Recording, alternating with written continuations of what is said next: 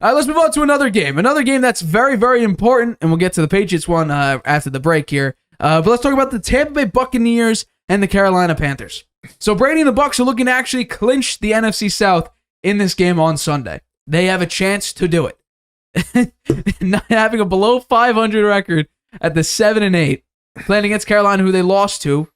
P.J. Walker beat them 21-3 earlier in the year.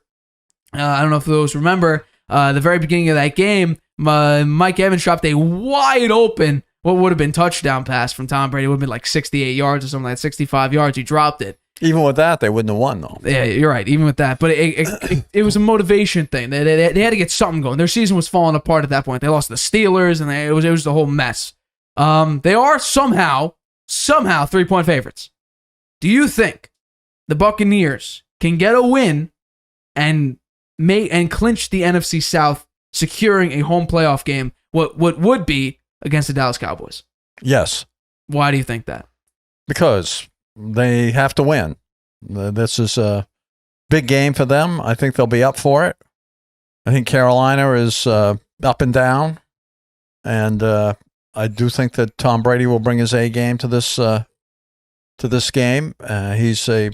He's a money ball player, and in the clutch, he's generally very, very good. And so I think they're going to find a way to win that game on Sunday. I hope that's a game we can watch. Is that it's 1 p.m. on Fox, so we'll have to see. So it's a Patriots game. Is it 1 as well, I think, right? It's on CBS, I believe. Yeah. So we'll have to see. But you know what? I'm going to say this. The Panthers just ran for over 300 yards against the Lions. And the problem with the last game that they played against the Buccaneers, the Panthers, they ran for more yards than they passed for. And they were able to beat them by 18 points. So I'm going to take the Panthers to win this game. I think this offense has been slow, very slow. And the only glimpse of hope that we see in this offense comes in the 2-minute drill late in the game. The problem with that is you can't play 2-minute drill the entire game. Your players will get gassed by the second, third time you do it. Because it's basically no huddle, quick routes, some players go down deep. It's just very, very fast paced. You're going to get gassed very easily. The problem, and another problem is, the number one aspect of Todd Bowles' defense the past 3 seasons has been top 3 in rushing defense. That has not been the case this season. They have been average to below average at times. Sometimes awful. Watch that. I believe it was Monday. It was a Thursday night game or Monday night game against the Ravens. I think it was a Thursday night game. Where the first half, the Ravens decided to come out with something new and pass the ball. They were down 10-3 at half. Then they decided to actually play Ravens offense and run the ball. Blew them out of the water in the second half. So I'm taking the Panthers here. Dante Foreman rushed for like 165 yards. Chuba Hubbard, I think, ran for another 120. So when I'm taking a look at this, the Panthers, while on paper they're not the better team, their defense has been playing tremendously. I think Steve Wilkes should be the head coach next year. They have to revitalize that offense. They'll probably go for a quarterback in the draft. Probably looking at C.J. Stroud, or I think Will Davis is someone out there if I got that name correct.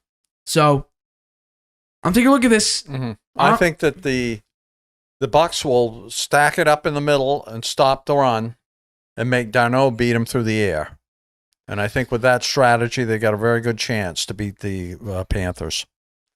Darnold he's been better recently, but that's because they've been running the ball a lot, right? Right. He hasn't been passing it very much. They're going to do their best to stop the run and make Darnold beat him through the air. And I think with that strategy, they have a very good chance to win, the Bucs. I mean, that would be the great thing, would be. And there's a stat out there that says Keem Hicks and I believe Vita Vea, if they both play, the Bucs are 5-1. Without them, they're 2-7. So, and there's a chance both gonna play. There's a chance they both play this week. So, you have 2 big guys run stuffing. That's going to be great for your offense. And the Bucs defense, the passing defense has been much better than it has been the past 3 seasons. The past few seasons, they've been, bottom 10, bottom 5 in the league when it comes to passing defense. And it just so happens that this year, the defense is inconsistent. The offense, the running game is horrible. And what's crazy about it is the criticism that Brady gets, and I've been very critical of Tom Brady, especially in that Bengals game. He had all of the Buccaneers turnovers. Brady and Justin Herbert have very, very identical stats. But it seems like Justin Herbert is getting a lot of praise this season, and Brady's getting a lot of hate this season, which is a little bit surprising. I mean, I said coming out of the combine, when I took a look at Justin Herbert in the combine, I said that guy should be drafted over Tua. The Dolphins should pick him over Tua. He's just I think he's a better athlete. He fits the scheme more. He's like a 6'6", 240 guy, very good passer, strong arm, is somewhat mobile. Tua is a shorter guy. He's more of a mobile quarterback. He's coming off of an injury in college. So Brady's not had a great year. It's just being masked by, and I don't know what it is. He seems to be more anxious in the pocket. He seems more paranoid. Well, that's because he's been getting hit a lot. Right? The He offensive line is the problem for the Bucs. It's been the problem all year long. For Brady to be really effective, play action has to work well, and they haven't had a run game, and the defenses have been teeing off on him. Right. I mean, he passes the ball almost 50 times a game. Yeah. So, it's been the run. They haven't had the run, and they haven't had the run because they don't have an offensive line. Yeah. So that's their problem. They need to. Have they got anybody coming back on the offensive line? Ryan Jensen, the IR window, the 21-day IR window has been opened, but he's not returning for this game. It's unlikely he plays this game. Josh Wells, their tackle or their guard that they've been playing in place of a number of injuries they've had. He's out for the year. He got hurt in the Bengals game. I believe he tore his Achilles. He's out for the rest of the year. So they're down another offensive lineman. Donovan Smith and Tristan Wirfs. Tristan Wirfs got injured in that last game. It looks like he may play. Donovan Smith is the most penalized player in the league. He seems to be healthy. So some players are coming back, or at least they have a chance to come back. But Brady is tied with players like Mac Jones, Dak Prescott, Trevor Lawrence, Joe Burrow in the shortest pocket time in the league. They are dead last in pocket time. So Brady has to get the ball out quickly. He's more paranoid than ever. He's generally good at that. Yeah. And also, some of the blame has to go on some of his receivers. Brady has the 6th most drops in the league. Which is surprising because they have a good receiver core. You would think so. Well, here's the thing. When you read them on paper, you see Mike Evans, great. Chris Godwin, tremendous. Julio Jones, oh my God. And then you take a look a bit deeper. Julio Jones has barely played this season. Barely played. He's only been consistently healthy the past couple weeks. And he's been okay. Chris Godwin, through 2/3 of the season, has been very ginger on that new ACL that he got repaired. Yeah. He has been playing great. He had a couple nice little spark games, but the speed hasn't been good there. now. I mean, he's been playing on it now for a while. Mike Evans and Brady haven't been able to get that big connection, but I think it's in large part because Mike Evans has been dropping a lot of passes this season. A lot of passes, which is not that shocking for him, actually. If we take a look at the drops, Mike Evans is relatively high for drops this season. So it's just been unfortunate with the way things have been, but a lot of it, I think a lot of it's on the run game. You're having the 32nd ranked run game in the league. Well, I think a lot of that is on the offensive line. Runner can't go if there's no hole to run through. Right.